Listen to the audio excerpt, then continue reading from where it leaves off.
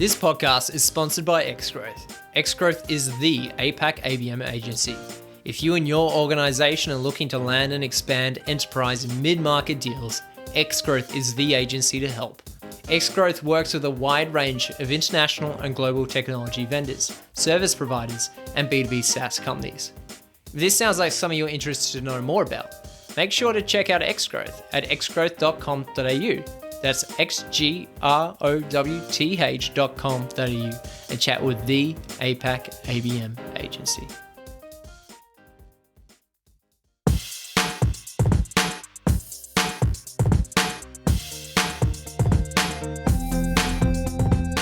What's up, marketers, and welcome to another episode of the Growth Colony podcast. I'm Liza from Xgrowth to tell you that each episode we bring in B2B leaders to chat about how you can achieve those everyday wins in the marketing world. Whether you're new to the B2B game, working at a leadership level, or even just showing some interest, we know you'll love the episode. So grab a drink, get comfy, and enjoy the show. Hello everyone, welcome to another episode. I'm Shane Hoda with Xgrowth, and today I'm talking to Belinda Pervan, Vice President for Asia Pacific and Japan for Marketing and Veeam, about how the Veeam marketing team keeps the creative juices flowing and ensure they're constantly testing new ideas and pushing boundaries. On that note, let's dive in. Belinda, thanks a lot for joining us. Thank you for having me. Hey, everybody. Absolute pleasure. Absolute pleasure. So let's dive in. Let's dive into the meat and potatoes of the conversation right from the bat. I'd love to kind of explore how Veeam encourages that creative element within the marketing team. What are some of the strategies? How does that materialize? Yeah, sure. I've never met a marketer that isn't flat chat busy at any company I've worked with. So for me, it's really about providing kind of more structured forums for the team so that they can sort of step out of their day-to-day and give them that time and that headspace to be creative. So a few things we do. We always, as part of quarterly planning, have some sort of component of creativity. I'm a big believer in getting cross-functional teams together. So channel team with the field team, the Australians with the Southeast Asia or Japan, and get that cross-pollination of ideas. We always come up with great ideas there every single time. One of my lessons, though, is to kind of put some parameters around that creativity. I remember doing a session maybe 2 years ago with the team, and they came back with, we're going to have The Rock, and he's going to do voiceovers and all this sort of crazy creative sort of ideas. And then they were really disappointed when they couldn't execute on it. So I guess that's my lesson from doing those sessions. Put some parameters around the creativity, put some goals and some clear guidelines. And then my team, and I'm sure like a lot of the marketers listening, they're just innately creative. They just want to have that ability and that time to let that creativity flow. So yeah, we've done things like Shark Tanks, having a bit of fun around there. We do a global quarterly showcase of best practices and ideas between the three geographies. So between Americas and EMEA and APJ. And I quite like that because we're also really competitive, right? So I know I always want to have our team have the best ideas. So that kind of creates a little bit of they've done this, what can we do next time, which is quite cool. And then I think finally as a leader, just celebrating creativity. I think, we're all, and again, every company I work for, we're all very good at executing a program and then moving on to the next thing and executing a program and new thing. So really just taking that time when our teams have done really creative things to acknowledge it, celebrate it, share, and I think that seeing other people stepping out of the norm and trialing different things encourages other people in the team to do the same thing. Got it. Really curious. You talked about the quarterly cross-pollination, and then you kind of gave some examples, Shark Tank and Global Quarterly Showcase. Is that what you meant, or is there another format for the quarterly cross-pollination, especially in the APJ space? How does that look like? Yeah, we do. So it depends, I guess, COVID and post-COVID too. We always do a quarterly planning get together in some way, shape or form. And so that may be a face-to-face just with the leaders. It could be all the APJ virtually, but we do some form of ideation and planning and strategy at least every 6 months as an APJ team, and then as a smaller groups every quarter. And so whether that's just the geographies, so just ANZ, China, I may set them sort of individual tasks, or it may be all of the leaders coming together. As I said, every 6 months, we definitely get the whole APJ together in some way, shape, or form. Got it. Got it. You also talked about you put parameters around like what is happening. Tell me about that. What does that mean? Well, yeah, what it looks like is, rather than just saying come up with great crazy ideas for the quarter, or I think that example, I can't remember exactly what it was, but I could be saying, hey, we need to do a ransomware campaign, go and come back with ideas. What we might say is, using that same example, all right, guys, we've got a big ransomware push this quarter. The campaign that I want you guys to brainstorm around should be focused on enterprise pipe acceleration, or volume play a volume play program to drive commercial or SMB business. So kind of some of those like audience parameters, and then budget. Sometimes the ideas can be, it's going to cost us $500,000. It's just not going to happen, right? And then we pair the ideas back so much that they kind of feel disheartened that the ideas, because we only had 20 grand or something. So I try and put budget, never say it's 20 grand, but I'd say it's got to be somewhere under 100, or it's got to be between 10 and 50, or whatever that looks like, just to give some sort of guidance. So yeah, just a little bit of, not too rigid, but a little bit of guidance so that we can actually execute on it. And I also just say to the team, like, you just have to be able to execute on this. Like, if you can't visualize yourselves putting this in the plan and executing on it, don't put it in the ideation, because otherwise, as I said, everyone kind of gets pumped and then disheartened. It sounds like that has happened. It has happened, before. yeah. We're past that now, but we live by our experiences, right? I love it. I mean, I feel like that's such a important reminder that said you would go and say, make sure you can execute.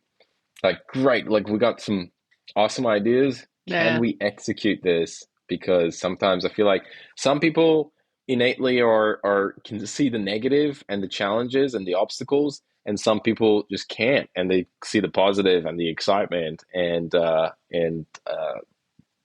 they don't see all this stuff. So like, yeah, of course we can do that. And when it comes to executing, but then also boy. having the balance of people in those groups, right? Because it's important to have people that want to push the barriers, that kind of go, oh, that's been difficult, we've tried it before, but let's give it another crack. Like, it's important also to not just be narrowed down by the negatives, because sometimes there's ways around it as well. Yeah, absolutely. Okay. Let's talk about, I know one of the things that is on the menu at Veeam is experimentation. Mm-hmm. Can you tell me a little bit about that? Yeah, we're really data driven at Veeam, and very much results driven. And so I have a pretty strong mantra with my team. It's like, you just, like, making your pipeline target is not negotiable, not an option. So you have to write a plan that meets your targets, and my team are really good at forecasting their outcomes of their plans now. But once you've done that, the rest is playtime. So if you can write a plan with 90% of your budget or 95% of your budget, skim 5% off and put that aside for experimentation. So I think that's, I guess, the way I've probably shifted in my leadership.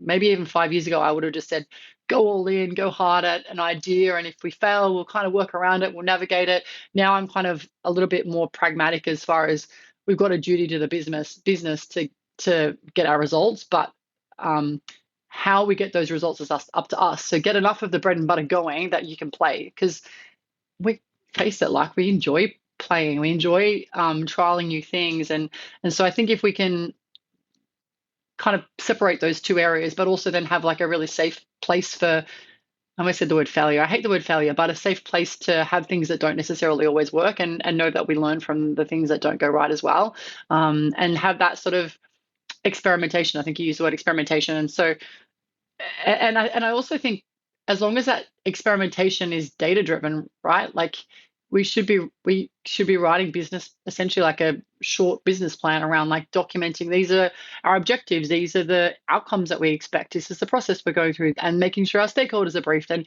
if we've kind of covered all those bases, and we had a pretty good hypotheses about what we're going to do and why, and then it doesn't work as we plan, that's all right. But if we kind of just go at things without putting the thought process behind it, and then they don't work, then that's when we're going to get ourselves in trouble. But so I kind of think is that, have the data, create a safe space, and make sure you're still going to get your number. And then if it doesn't work, it's not it's not impacting the business really, but there's on the upside. It's all upside. Everything you do there that works is positive rather than focusing on like it's the negative, if that makes sense. Yeah, yeah. I wanted to come and talk about the data-driven component Mm-hmm. in just a bit, but of like, hey, this is the creative work, and so I want to come back to that. But Mm-hmm. first of all, you talk about, hey, you have your budget, 5%, 10% put aside for All 10. experimentation. What does that look like? Are we talking about like region, like Australia is like, hey, I'm going to take 5%, 10% aside? Is that across like APJ? Is that like even further narrowed down? Is it like field? How does that kind of divide look like? Yeah, I don't set a budget per se. It is done at a geography level. So the Australian New Zealand team, Right. China, I've got 6 geographies. So that's definitely where it sits.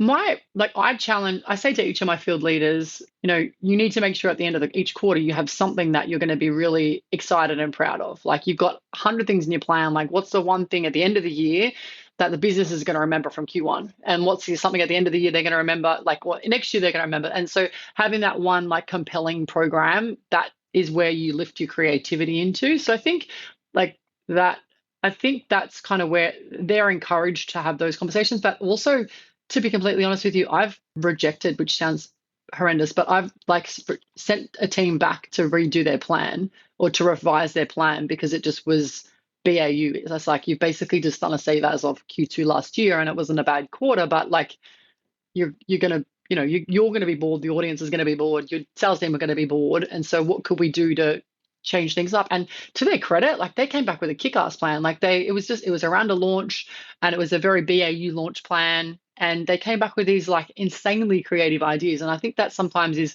like just giving people the permission or the challenge to think outside the square, and they really love it. Like they thrive on it. So I don't. Whereas I used to be a bit more timid as saying, "Oh, I think you could probably do this better." I was like, guys, like it's not really very compelling. Like, can you have another crack? And Mm, you've got another week to come back to me on it. And like people actually thrive. They do. It's just that we're so busy, and everyone. That's why I sort of stated at the start of the call is like taking people out of their day to days is so important to me, because I think otherwise we just get so busy and people run, and then therefore when they're planning, they're also running and just kind of hitting a repeat on what they know works well, rather than stepping back and going like, what could I do differently? love it. Love it. Okay. I am pretty sure, just like me, a lot of people are like, okay, examples. What do we got? Can we talk about some examples where, again, maybe it was from the experimentation side, or maybe it was just creative campaigns that you and the team have executed on? Yeah, sure. I was talking about those workshops before where we got together every 6 months. I guess it was this time, middle of last year, we had one of those sessions. We had all the leaders, so all my field leaders and all my functional leaders together. So my team's about 30 people. So there's like maybe eight people, 12 people together. And we had this, like, one of the teams had this idea, which was around getting ransomware again. They had this big ransomware bus, and they were going to drive it around Australia. It was Australia they wanted to do, and they were going to do all these demos and da, da, da, da, da. Everyone got really excited, and the team did a really good job presenting it. And then, kind of like about maybe 2 weeks later, it was crickets. No one had heard anything, and I was like, "Okay, guys, where are we at with this idea? Are we?" And it had just sort of, they realized it was going to cost way too much money, be far too hard work, and they just it kind of just dropped it. And like, guys, we've been here before. And again, it was my leaders. So I was like, we've done this before. We've had this conversation. Don't come up with ideas if you can't execute on it. And are you sure you can't execute on this? And one of my senior leaders took the bull by the horns, and went and found a way to do it. And so we ended up evolving it to be hop on Veeam Bus. You can Google it and have a look at it if anytime you like. But we did 9-city trip around India.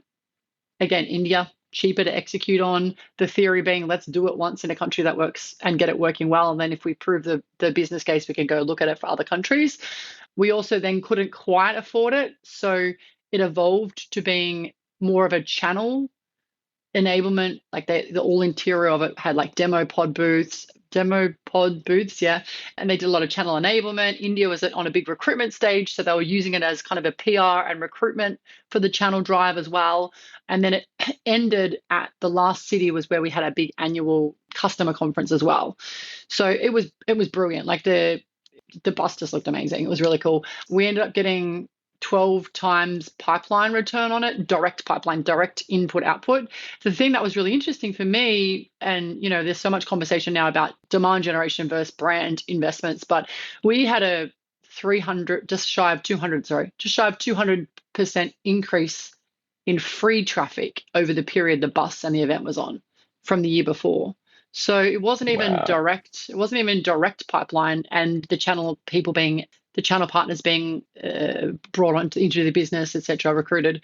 It was also like that brand piece that was really important to us. So I think it was just one of those really great examples of could have been a great idea that fell flat on its butt, but actually when we looked at alternative ways of executing different countries, different budget sources, different stakeholders, it was just such a brilliant program. Really, really good. I love it. I love it. That sounds so. What it was called, if anyone wants to look it up, it was the Hop on Veeam. I think if I just Google Hop on Veeam, it should still come up. Yeah. Hop on Veeam. I love it. Yeah. I love Very it. cool. Okay. So you touched on a few things here. You've touched on the 12x pipeline. You touched on the 200% increase in free traffic. I'm also really curious about how do you make sure that the creative ideas the team come up with are also data driven. So can you take me through that of like what your approach is with regards to that? Yeah, I love the phrase, the name like cappuccino marketers, and it's like we were talking about this before. I think in a long time ago, marketing used to be a lot more based around the fluffy stuff and the fun stuff. And if it was creative and it made people feel good and it looked good, then it was kind of a deemed a successful program. And so now, like, I don't actually think it's an option whether to be data driven or not. It's a necessity. And so I do think that a part of that is a responsibility of us on leaders to understand that some of the cappuccino marketers of the past need a little bit of help and enablement to be comfortable with data. I love digging into the data, so it's a real comfortable place for me. I'm less comfortable coming up with creative ideas, to be completely honest with you. So I have an amazing team to do it for me. But like we have to understand that there's people that this is really an uncomfortable shift for them, and so part of it is enablement and really training and enablement and continual enablement on so that our team get comfortable, really, that they can articulate what their impact is. And I always think of it as business impact, right? Because not everything can come back to pipeline. There's stuff that we do in the channel, especially that isn't got a pipeline attached, but it has business impact. So I always anchor on like business impact. And so I think it's really just about making it part of the day-to-day dialogue and making it known that it's a not negotiable and that the team's always thinking about their business impact. And, anytime we talk about people, I've got too much on my plate. It's like, okay, let's take a step back and look at the 20 things you've got on. And if I told you to take out 10% of it, could you take out without having any business impacts, like any negative business impact? And there's always stuff that you could take out without business impact you're doing because you've done it before or a salesperson really wants it, but what salespeople like. And so yeah, I think it's just that comfort level and just making it part of the day-to-day. I don't think there's ever a time that my team would put forward things now that doesn't have a expected ROI or an expected outcomes. That's just part of our culture and part of our DNA now. Are there situations that somebody would come to you and say, Belinda, like, awesome idea, I'm just not completely sure, like it would go in the brand bucket, right? So is that measurable? Or I'm just not sure how to make this measurable. Are those situations, do those situations come up?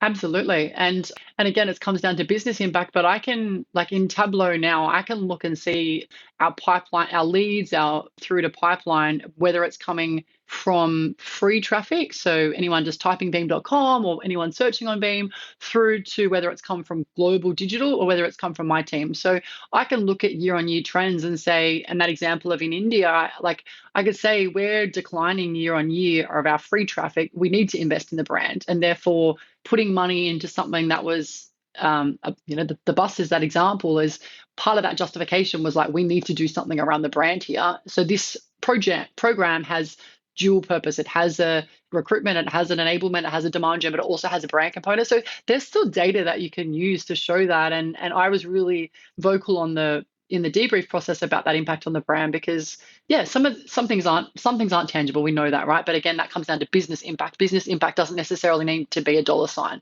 Business impact can be, you can measure things in other ways. So I challenge people thinking, I always anchor in pipeline, of course, because it's sales care about bookings and pipeline. That's all they really care about. But ultimately, there's other data points and there's other business impact components that we can look at.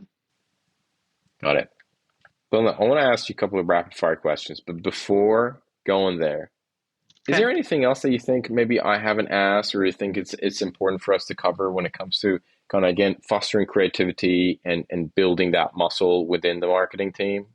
The other thing I would add is that creativity comes from every person in the organization. And, I mentioned before, I'm not the most innately creative person. But then there could be someone that's the most junior person in my team that is like incredibly creative. So I think sometimes we just have to make sure that we are inclusive and think, don't go to the same people for all our ideas. That diversity in perspective and that diversity in mindset, and that can be it's International Women's Day today, so gender diversity, but also that diversity could come from gender, it could come from age, it could come from just your work background, but having that different perspectives, I think, is really important. So just something to keep in mind when we're looking at pulling smaller groups together, or even when you have a group, like work group with my APJ team, I always look at like who was together in the last group and try and mix those groups up. And I spend probably too much time orchestrating some of those things to make sure that we kind of mix things up a little bit. Got it.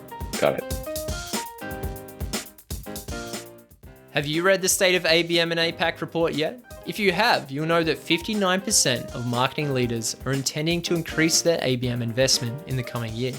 Even bigger news is 0% of survey respondents are going to decrease their investment. It's an exciting time for ABM in the region. Discover the state of account-based marketing in APAC today. Download the full report at abm.xgrowth.com.au/report. That's abm.xgrowth.com.au/report. Okay. All right. Let's do some rapid fire questions. Okay. First question.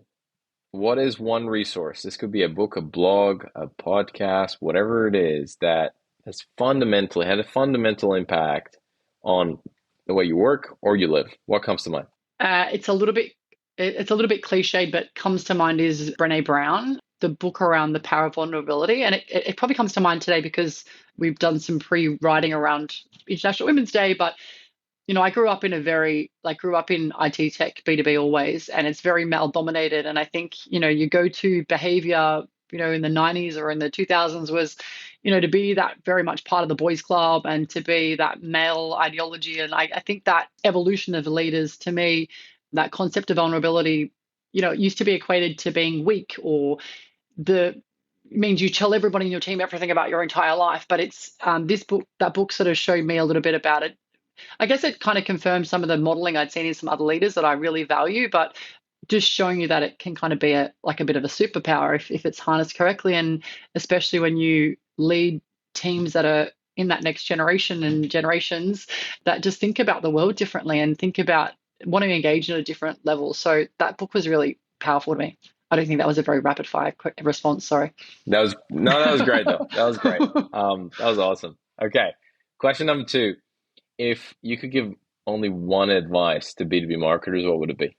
One advice, always align to the business. So anchor everything you do around the business priorities. And, there's always going to be 100 things you can do or should do in the eyes of salespeople, and you could all work 24/7. It's just not worth it. It's absolutely not worth it on your health or your mental health or your family life.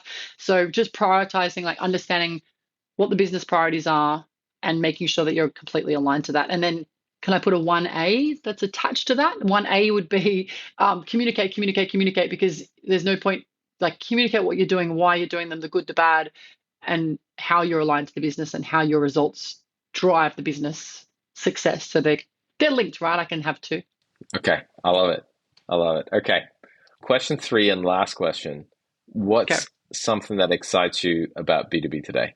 I mentioned earlier I'm a bit of a data nerd and I love it. So that actually really excites me. I love that we can show the business the value. But more importantly, I think at the moment I'm loving all the data insights tools. We were speaking about this last week. Like all the stuff that's happening with Sixth Sense and tools like that, all the insight platforms or data intent platforms. I see kind of the shift towards that low touch selling.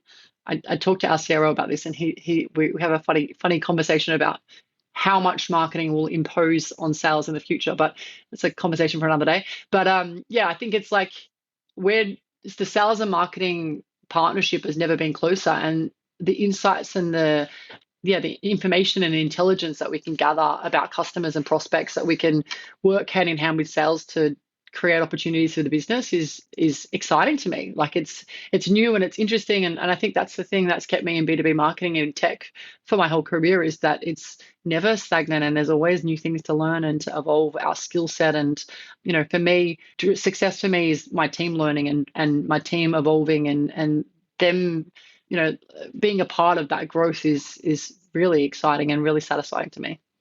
I love it. Belinda, this has been an awesome conversation. And I'm sure, just like me, a lot of the audience would take away a lot of stuff, especially around, again, that element of creativity and developing it in marketing teams. So just want to say thank you so much for coming on the podcast. Thank you for having me. Thanks, everybody.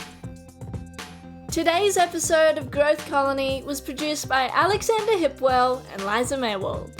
It was edited by Dave Samito with additional editing by Liza Maywald and music arrangement by Alexander and Liza. Special thanks to Tina Wabe. We couldn't make the show without you. Growth Colony is hosted by Shaheen Hoda, Director of Growth at XGrowth. If you enjoy the podcast, please subscribe and give us a rating on Spotify or Apple Podcasts. Do you think you'd be a great guest or just keen for a chat? Send through an email at podcast@xgrowth.com.au. That's podcast@xgrowth.com.au. That's all for now. We'll catch you next week, right here on Growth Colony.